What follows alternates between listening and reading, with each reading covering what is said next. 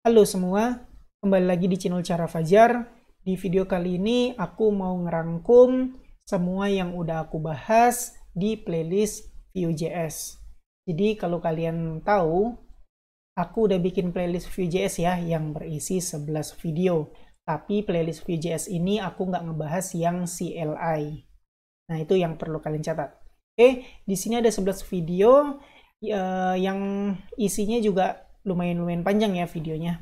Nah, aku mau ngerangkum semua yang aku bahas di playlist ini menjadi satu video. Yang namanya rangkuman pasti nggak begitu detail kayak yang ada di playlist ini, satu persatu video setiap pembahasan. Nah, yang namanya rangkuman pasti merangkum, artinya sedikit aja. Ini rangkuman yang mau aku bikin ini, aku maksudkan buat kalian yang males nonton playlist satu persatu video kayak gini. Jadi buat kalian yang ngerasa kalian lebih cocok nonton video rangkuman dan kalian lebih cepat ngertinya dengan pembahasan atau penjelasan sedikit terus kalian langsung ngerti, mungkin video rangkuman ini cocok buat kalian. Oke, jadi nggak usah lama-lama, kita mulai tutorialnya sekarang. Cara install Vue.js ada beberapa cara ya. Yang perlu kalian ingat, aku ingetin lagi, kita bukan menggunakan CLI. Jadi kita menggunakan Vue.js dengan menggunakan atau mendownload resource Vue-nya ini. Oke, jadi untuk menginstal atau mendownload untuk menggunakan Vue.js ada beberapa cara. Salah satu caranya yaitu menggunakan import ini yang menggunakan script type-nya modul. Nah, kalian bisa ikutin dulu script spasi type sama dengan modul, terus import create app, benar-benar persis kayak begini. Terus di dalam body ini kalian bikin aja sesuatu, biasanya sih div id sama dengan app. Nah, app ini merupakan sebuah rumah di mana Vue.js, isi dari Vue.js kita taruh bakal kita taruh di dalam div id app ini nantinya. Oke, setelah itu kalau kita mau initialize Vue.js, kalian cukup tulis aja apa yang kalian import di sini, terus buka kurung kurawal, terus enterin aja, terus kalian bikin aja mount id app ini yang mau kita taruh ya di sini. Terus di dalam create app bisa apa aja, contoh yang paling simple adalah data. Di dalamnya kita return sesuatu. Aku bakal contohin message sama dengan hello world.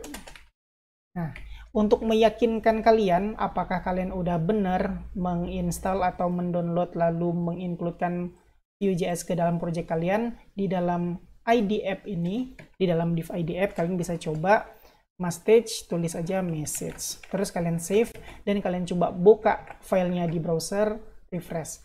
Kalau muncul tulisan hello world atau apapun yang kalian tulis di property message ini udah muncul, berarti kalian udah sukses menginstall Vue.js ke dalam project kalian. vText dan vHTML gunanya untuk mencetak sesuatu ke dalam halaman website kita. Kita tadi udah contohin menggunakan message untuk mencetak property message ke dalam website kita. Jadi kalau berhasil tadi kan tulisannya hello world. Nah, ada cara lain untuk mencetak seperti ini, yaitu menggunakan vText atau menggunakan vHTML. Cara menggunakannya gimana? Nah, cara menggunakannya kita nggak usah pakai message lagi. Kita bikin aja sebuah div atau span atau apapun itu terserah kalian. Aku bakal bikin di sini div. Untuk vText kalian bikin aja di dalam tag div yang awal spasi v-text sama dengan apa yang mau kalian tulis, apa properti yang mau kalian cetak di div ini. Misalnya kita punya properti message, ya udah kita nggak perlu message kayak tadi, langsung aja vText sama dengan petik nama propertinya, petik, udah selesai kayak gitu aja. Sekarang kalau aku save, hasilnya tetap menjadi hello world. Ini kan nggak kelihatan bedanya ya kalau aku refresh, kayak kok sama aja. Ya udah aku ganti menjadi hello Cara Fajar. Kalau aku save, refresh, berhasil menjadi hello Cara Fajar. Jadi vText cara penulisannya kayak begini. Pakai ini apa namanya atribut vText lalu isi propertinya. Lalu yang kedua ada yang namanya vHTML. Untuk vHTML bisa mencetak sebuah teks yang di dalamnya ada tag atau style-style tertentu. Contohnya kayak begini. Aku bakal bikin contoh message titik 2. Di sini aku bakal bikin strong hello world kayak begitu. Strong. Seharusnya kalau berhasil akan kecetak tulisan hello world dengan style bold atau tulisan tebal ya. Jadi kita coba dulu menggunakan div text, vtext sorry. Di sini aku duplikat aja, terus aku ketik contoh message, save, refresh. Kalian bakal nemuin tagnya juga ikut kecetak di sini, yaitu text strong, hello world, tutup text strong. Gimana kalau kita mau strong ini menjadi sebuah style, hello world menjadi tulisan tebal karena ada efek text strong. Disinilah kita bisa menggunakan vhtml. Tinggal ganti vtext-nya ini menjadi vhtml, terus sama dengan nama propertinya yang ada style atau tag-nya. Sekarang save dan refresh, maka tulisan hello world menjadi besar. Huruf tebal karena strong itu dianggap menjadi tag yang dimengerti oleh vhtml. Kalau kita tadi pakai vtext, dia nggak mengenali tag strong ini. Di Vue.js ada conditional, yaitu menggunakan vif, velse, dan satu lagi ada yang namanya vshow. Cara makainya gimana? Ya sama kayak vtext dan vhtml ini. Oke, langsung aja aku contohin biar lebih ngerti. Aku hapus-hapusin ini juga aku hapusin. Aku bakal bikin misalnya success true. Di sini aku bakal bikin sebuah div. Lalu ada tulisan ini akan terlihat jika properti success adalah true. Nah, di sini kita mau bikin tulisan ini akan terlihat jika success adalah true di sini. Nah, gimana caranya untuk pengaplikasiannya ini menggunakan vif. Nah, untuk vif sama kayak vtext tadi, di dalam tag atau di sini contohnya div bisa tulis v-if sama dengan kalian tulis aja propertinya success, atau kalian bisa tulis success sama dengan true kayak begini. Nah, coba lihat save, refresh, tetap muncul karena emang properti success ini nilainya true. Coba kita ganti jadi false, save, refresh. Tulisan yang tadi nggak bakal muncul karena apa? Karena nggak memenuhi syarat sukses sama dengan true. Di sini propertinya false. Nah, yang kedua setelah vif ada juga yang namanya vshow yang sifatnya sama kayak vif ini. Jadi kalau kalian mau pakai vshow, contohnya kalian tulis aja v-show, sama aja isinya sukses sama dengan true, atau kalian kalau mau lebih pendek tulis aja sukses. Ini artinya artinya sukses sama dengan true, sama aja. Oke, save, refresh, nggak muncul apa-apa karena ini false. Kita ganti jadi true sama dengan refresh, maka muncul tulisannya. Lalu apa bedanya vif dan vshow? Untuk vif, dia benar-benar tulisannya muncul jika hanya kondisinya terpenuhi. Sedangkan untuk vshow, tulisannya emang udah dicetak, cuman disembunyikan jika kondisinya nggak terpenuhi. Kalian pasti tahu ya CSS yang visibility none atau opacity 0 dan lain-lain. Kalau pengen lebih jelas silahkan nonton di playlist Vue.js yang videonya satu persatu. Di situ bakal lebih jelas lagi. Oke, setelah vif dan vshow ada else if dan else, yaitu penulisannya else if, else. Caranya gimana? Caranya aku bakal bikin contoh yang lebih gampang lagi. Di sini anggap aja nilai titik 2 string A kayak begini. Terus di sini aku bikin sebuah div, yaitu nulisnya nilai siswa ini adalah A, yaitu jika kondisi terpenuhi vif sama dengan properti nilai sama dengan A, maka nilai siswa ini adalah A. Lalu gimana dengan else if tulisannya? Kalau else if kayak begini penulisannya, div else if sama dengan nilai sama dengan B Jika nilai sama dengan B, maka yang muncul tulisannya adalah nilai siswa ini adalah B. Lalu apa sisanya? Kita bisa menggunakan VELSE. VELSE yaitu nilai siswa ini adalah, terserah kalian mau nulis apa. Di sini aku bakal bikin C, kayak begitu. Sekarang kita lakukan pengecekan. Jika nilai A, maka A, B, B, dan C, C. Sekarang kita save dan refresh. Maka nilai siswa ini adalah C. Kenapa? Karena di sini aku salah. Harusnya di sini tanda petik, di sini tanda petik juga. Ulangin, save, dan refresh. Maka nilainya adalah A. Karena apa? Karena nilai A, properti nilai sama dengan A. Kalau aku ganti B, save, maka ini jadi nilai adalah B. Kalau aku ganti apapun itu, asal-asalan yang mana nggak termasuk ke dalam VIF dan VELSE if, hasilnya adalah C. Di Vue.js ada juga looping menggunakan v-for. Contoh penggunaannya kayak begini. Aku hapus aja semua di sini, dan ini juga properti nilai udah nggak aku gunakan, jadi aku hapus aja. Untuk menggunakan v-for, kita bisa menggunakan sintaks v-for. Jadi di sini aku coba aja div v-for. Aku bakal melakukan perulangan yaitu ai in 10. Jadi aku bakal nulis di sini mastage i kayak begitu aja. Ini artinya kita bakal menulis i yang mewakili data 10 yang menggunakan perulangan. Jadi 1 sampai 10 hasilnya kayak begitu. Kalau aku save, aku refresh, hasilnya kayak begini. Dicetaklah 1, 2, 3 sampai 10. Ini nggak mesti i, kalian bisa nulis whatever. Yang penting di dalam mastage ini juga whatever. Sama kayak yang kalian tulis di sini. Kalau aku refresh, tetap sama hasilnya. Ini contoh yang paling gampang. Sekarang aku contohin yang agak masuk akal. Anggap aja di sini data dari database, yaitu property fruits .2. Hasilnya berupa array ya. Isinya adalah mango, terus apple, melon, lemon, kiwi, dan seperti ini aja. Di sini aku mau melakukan perulangan di sini, perulangan untuk fruits dengan menggunakan v-for. Gimana caranya? Caranya aku pakai OL aja ya, biar ada angkanya 1 sampai selesai ini.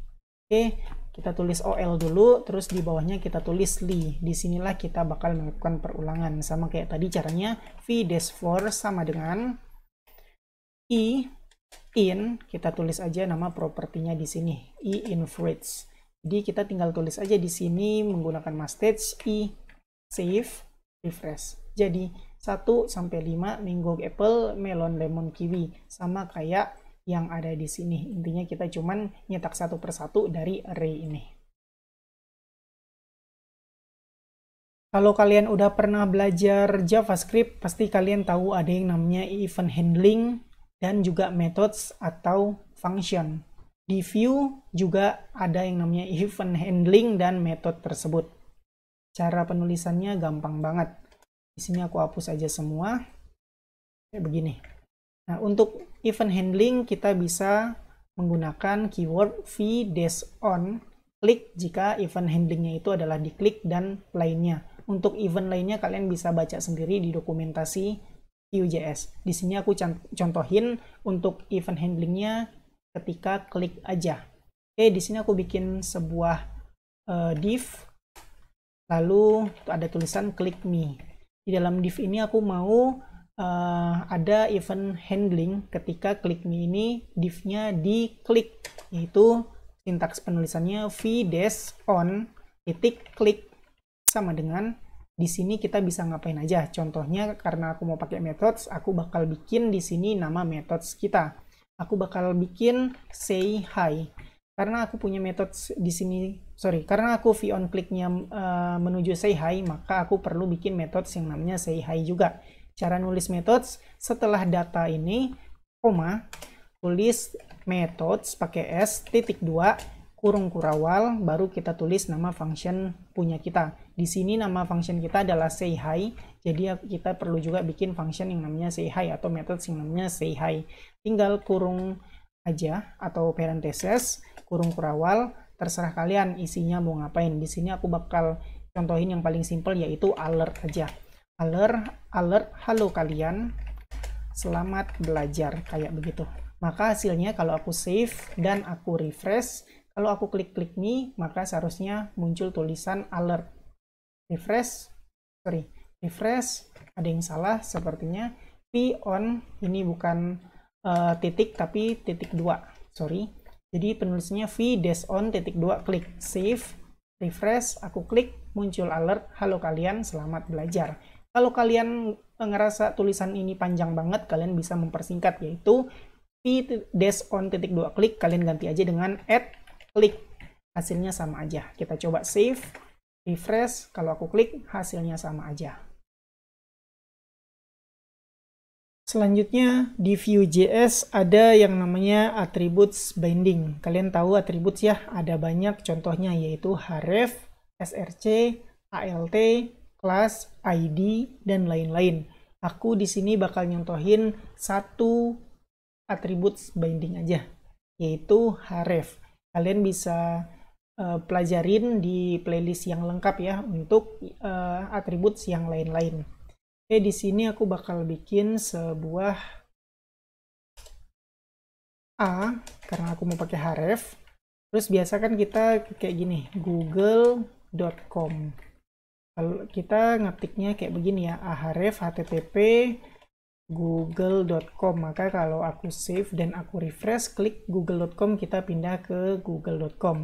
Nah, di sini kita bisa menggunakan attributes binding, yaitu kita ngebind nilai ini dari Vue.js. Jadi di sini aku hapusin aja dulu methods. Aku bikin properti yang namanya URL. Nah, di sini aku ketik misalnya http google.com. Nah, di sini untuk binding dengan menggunakan nilai properti URL, kita perlu tulis URL di sini, tapi jangan lupa pakai titik 2 di depan hrefnya sehingga jadinya kayak gini. Save, refresh. Tuh sama aja, diklik dapat Google juga. Coba aku bikin contoh yang lain. Di sini aku BR-in aja, terus bikin di sini a titik 2 href. Aku bakal bikin di sini YouTube. Di sini kita bikin juga youtube.com sehingga kalau aku klik nanti pindah ke halaman YouTube. Di sini aku bikin lagi URL YouTube lah ya, YouTube titik 2 http youtube.com. Di sini kita tinggal bikin aja sesuai propertinya. Maka URL YouTube akan bernilai http youtube.com. Save, refresh, YouTube aku klik pindah ke halaman youtube.com. Nah, caranya kayak begitu. Di Vue.js ada yang namanya Vue model, yaitu fungsinya untuk two-way data binding. Kalian tahu ya, data binding kan yang tadi aku contohin, kita bisa mengambil nilai dari properti yang ada di Vue.js. Kalau two-way data binding berarti bisa bolak-balik. Yang mana tadinya kalau one way atau yang bukan pakai two-way data binding, kita cuma bisa mendapatkan nilai dari properti aja. Nah, kalau two-way data binding, kita bisa mengubah nilai dari properti ini dari halaman website kita. Aku bakal contohin biar kalian lebih ngerti. Di sini aku hapus aja, aku bikin sebuah properti namanya message, yaitu nilainya hello world, kayak begitu. Di sini aku bakal bikin sebuah input tipe teks, isinya biarin aja kosong. Terus aku bakal bikin di sini break br, aku bakal ketik isi dari message adalah message, isinya message kayak begini. Maka kalau aku save dan refresh, hasilnya kayak begini. Isi dari message adalah hello world sesuai yang kita tulis di properti ini. Nah, ini artinya one way data binding atau one way aja lah ya, kita sebutnya biar cepat. Nah, di sini yaitu untuk penulisan ini hanya membaca data, bukan menulis atau mengganti. Nah, two way gimana caranya? Jadi kalau two way data binding, kita bisa mengganti hello world ini kalau kita ngetik sesuatu di sini. Caranya menggunakan Vue model. Langsung aja aku praktekin, aku refresh dulu. Di sini kan kita punya isi dari message adalah hello world. Aku gedein dulu. Sebentar. Di sini adalah isi dari message adalah hello world. Aku mau ganti hello world jadi hello cara hello cara Fajar menggunakan vModel. Nah, di caranya di input tipe teks kita bikin di sini v-model sama dengan tulis aja nama propertinya yaitu message. Dengan begitu aku save, maka di input tipe teks ini bakal muncul tulisan hello world kayak begini. Karena apa? Karena message ini nilainya hello world. Kalau dilihat-lihat ya, tuh message nilainya hello world. Nah, dengan begini ini udah two-way data binding. Kalau aku ganti hello world jadi hello cara Fajar, maka ini bakal berubah juga jadi hello cara Fajar. Karena apa? Karena message di sini aku ubah menggunakan ketikan di input tipe teks, yang mana ini juga bakal berubah nantinya. Oke, aku coba aja hello world, aku ganti jadi hello cara Fajar. Di sini kalian lihat berubah. Oke, perhatiin lagi, refresh. Aku ketik, kalian lihat tulisan hello world ini ya. Aku ketik jadi hello cara Fajar. Tuh, kalian lihat dengan two-way data binding menggunakan vModel, kita bisa dynamic mengganti data, langsung keganti gitu aja tanpa harus refresh halaman. Computed property hampir sama kayak method, yaitu untuk melakukan sebuah proses, tapi bedanya kalau method butuh trigger, kayak on click tadi ya, add click, dan lain-lain. Sedangkan untuk computed property nggak butuh trigger, langsung bakal berjalan untuk computed property. Satu lagi, untuk computed property juga bakal terus berjalan jika sesuatu yang mempengaruhi computed property tersebut berubah. Mungkin kalian bingung kalau teori doang, aku bakal contohin dengan praktek supaya lebih ngerti. Di sini aku bikin property, atau di sini aku hapus dulu. Aku bikin property yang namanya books, (2) dalam bentuk array. Ada yang namanya buku 1, terus aku duplikat aja sampai 5. Jadi ada buku 1, buku 2, buku 3, buku 4, buku 5. Di sini aku hapus, aku bakal tambahin ol v4 sama dengan i in books. Terus di sini mastage i. Kalian bisa lihat ya hasilnya, yaitu ini kurang 1 mastage-nya. Jadi harusnya mastage-nya 2 kali kiri, 2 kali kanan. Save dan refresh. Jadi buku 1 sampai buku 5. Di sini aku mau tambahin sesuatu, misalnya div. Kita kan bisa ngetik kayak begini ya. Total buku ada sebanyak. Kita kan bisa ngetik langsung aja ya, pakai mastage books length. Hasilnya kayak begini. Total buku sebanyak 5, benar. Ini anggap aja kalian butuh banyak ngelakuin kayak gini, jadi duplikat terus. Jadinya kan kayak begini. Terus anggap lagi kalian salah nih, nama propertinya bukan books tapi buku. Yang kalian lakukan adalah ngubah books jadi buku, save, refresh, maka hasilnya adalah error kalau dilihat di console log. Nah, ini kan agak repot. Jadi makanya kita menggunakan computed property untuk menghindari kerepotan ini mengganti satu persatu jadi buku kayak begini. Nah, kita bisa menggantinya dengan apa? Dengan menggunakan computed property. Di sini aku hapus aja, bikin computed property. Jadi setelah data, tulis computed -2 kurung kurawal, bikin nama function computed property-nya. Aku bakal bikin namanya total buku atau books total gitu ya. Books total. Dalam bentuk function, terus aku bakal return aja this books. Ini artinya aku mengakses books ini menggunakan this ya. Kalau di dalam view, this books length, aku menghitung total dari books ini. Nah, di sini kita tinggal panggil aja computed property-nya pakai kurung kurawal atau mastage space aja nama propertinya books total, maka hasilnya sama kayak tadi tuh. Jadi kalau misalnya kalian butuh banyak-banyak ya udah duplikat aja, masih oke. Jadi anggap aja kalian perlu ubah bukan books tapi buku. Save, kalian refresh, error kayak tadi. Nah, yang kalian harus lakukan cukup ganti yang ini jadi buku. Nah, jadi kalian nggak banyak-banyak ubah ini ya tulisannya ya, karena ya ubah sekali aja daripada ubah berkali-kali di sini. Kayak gitu.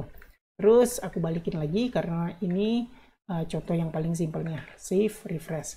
Tadi aku bilang computed property langsung bekerja tanpa adanya trigger kayak methods. Contohnya kayak begini, aku tulisin aja books total tanpa ada trigger klik-klik button atau klik apapun itu, langsung ketulis apa yang aku return di sini. Nah, tadi aku bilang juga books computed property bakal bekerja terus jika sesuatu unsur di dalam computed itu berubah. Kalau di sini kan sesuatu unsur yang di dalam books total ini adalah books ya. Nah, jadi computed property ini bakal berubah terus, bakal works terus atau bakal bekerja terus, dijalanin terus jika ada perubahan di dalam books ini. Nah, untuk melihat atau untuk kita bisa bikin books ini berubah, aku butuh sebuah metode di sini untuk ngurang-ngurangin supaya ngelihat ya perubahan di books ini, supaya kelihatan juga bahwa 5 ini bakal berubah terus hasil dari computed ini. Yaudah, langsung aja di sini aku bikin sebuah button yaitu kurangi buku. Nah, di sini aku bikin add klik sama dengan kurangi buku. Kurangi atau bahasa Inggris ya decrease book, kira-kira kayak begitu. Nah, tinggal aku bikin metode di sini. Methods _2 kurung kurawal, copy paste aja decrease buku, decrease book. Di sini aku bikin this book splice 0 hapus 1. Hasilnya kayak begini, refresh. Nah, kalau aku kurangi buku, maka buku ini bakal berkurang 1 per 1. Maka ini juga bakal berubah. Yang 5 dikurangin 1 jadi 4, kurangin 1, 3, 2, 1. Jadi coba klik, ada error splice. This book, oke, kurang S-nya, sorry. This books splice, refresh, ulangin. Tuh, lihat. Bukunya berkurang, ini juga jadi 4. Klik, bukunya berkurang lagi, ini jadi 3. Klik, berkurang jadi 2. Klik, berkurang jadi 1. Berkurang jadi 0. Nah, kayak begitu intinya. Jadi, ini computed property bakal terus dihitung atau diproses jika unsur yang ada di dalam computed property itu berubah. Contohnya tadi ya, books kalau dikurangin kan itu artinya berubah. Nah, kalau karena ada perubahan maka dihitung terus-terusan, berjalan terus-terusan computed property ini. Watcher sesuai artinya yaitu pemantau. Jadi kita bisa memantau aktivitas yang dilakukan oleh user terhadap suatu elemen yang ada di website kita. Misalnya, ketika user masukin password terus retype password, kita bisa nge-watch atau memantau user itu ketika masukin retype password dibandingkan antara password dan retype password. Jika tidak sama, kita bisa melakukan sesuatu, misalnya munculin alert atau message bahwa password tidak sama. Jika sudah sama, maka tulisan alert itu tersembunyi. Nah, itu semua bisa dilakukan menggunakan watcher, yang mana memantau aktivitas user terhadap retype password dalam case kita tadi. Supaya lebih jelas, bakal aku langsung contohin. Ini aku hapus aja. Terus books juga. Computed nggak perlu. Methods kosongin. Oke, yang pertama aku bakal bikin input tipe teks.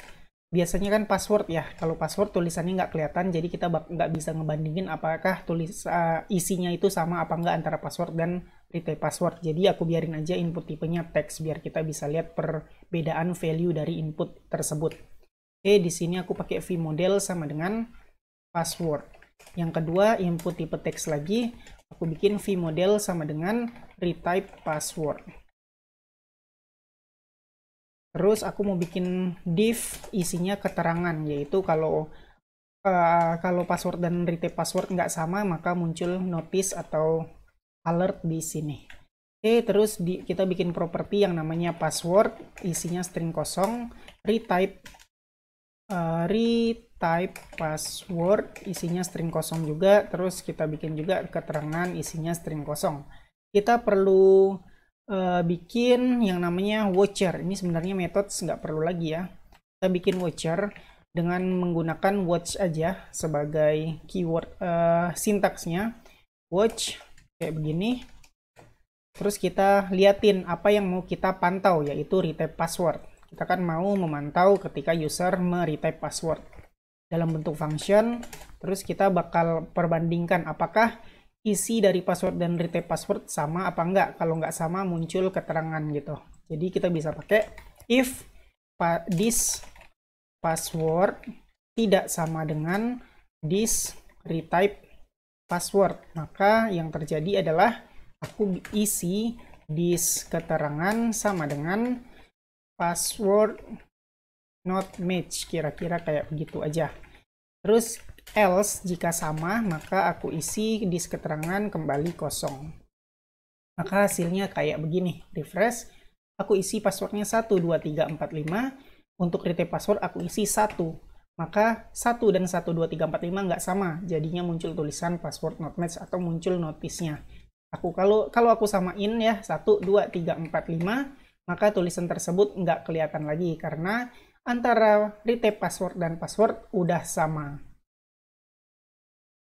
Jadi ke semua video yang ada di playlist ini udah aku bahas, yang mana udah kalian tonton ya di video ini. Kecuali untuk view life cycle hooks, karena ini emang penjelasannya agak panjang, agak sulit buat aku rangkum lagi. Jadi kalian kalau mau tahu tentang life cycle hooks yang ada di view, silakan nonton di playlist ini, langsung aja nonton ke videonya. Karena ya aku bilang tadi agak susah untuk merangkumnya karena video ini juga udah rangkuman kayak begitu.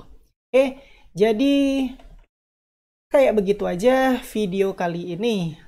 Semoga buat kalian yang males nonton banyak video yang ada di dalam playlist, males nonton satu persatu, dengan aku membuat video ini kalian bisa gitu nonton, walaupun ini dalam bentuk rangkuman doang, nggak sedetail video satu persatu di dalam playlist tersebut.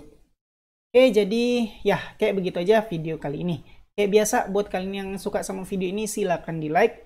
Buat kalian yang udah nonton video ini tapi belum subscribe, silahkan di subscribe dulu, terus hidupin notifikasinya supaya kalau aku upload video baru kalian dapat notifikasi dan bisa langsung nonton video terbaru tersebut. Buat kalian yang ngerasa video ini berguna dan bermanfaat, silahkan share sebanyak-banyaknya supaya teman-teman kalian tahu juga tentang video ini dan mendapatkan manfaatnya.